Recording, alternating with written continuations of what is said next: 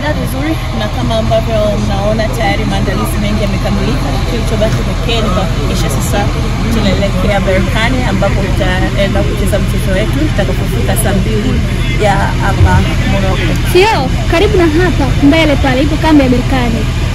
Hii haijawashtua kuwaona hapo jirani na nyie, mbali na kwamba nyie mmekuja kujificha huko? Asijatushtua kwa maana sisi tuko salama kama ambavyo mnaona. Kambi yetu imeimarika kuanzia kwenye sekta zote za ulinzi. Tuko na viongozi wa serikali, tumepata pia kila support kutoka katika ubalozi wa Tanzania nchini Ufaransa, na wote mmejionea jinsi ambavyo mashabiki kwa pamoja pia wametumia muda wao mwingi kuhakikisha basi timu ina usalama zaidi.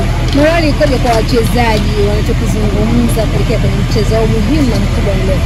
Morali yao iko positive na wote ni mashuhuda. Toka mmefika hapa mmeona wakati maandalizi wa mazoezi wakiwa Casablanca, wakiwa hapa Saidia, wote kwa pamoja mmeona wako tayari kwa ajili ya mchezo, na sio tu kwa sababu ya Tanzania, lakini pia wote wamebeba matumaini ya nchi mbalimbali ambazo wanazozitoka, na kwa kipekee kwa sababu klabu ya Simba kwa upande wa Afrika Mashariki na Kati imejiwekea rekodi nzuri. Asubuhi uliandika ukisema ni ndoto ambayo ilikuwa ikisubiriwa, hatimaye muda unakaribia. Neno lako ni lipi mara baada ya kuandika vile? Pengine kuna hisia ndani yake kubwa tunabeba.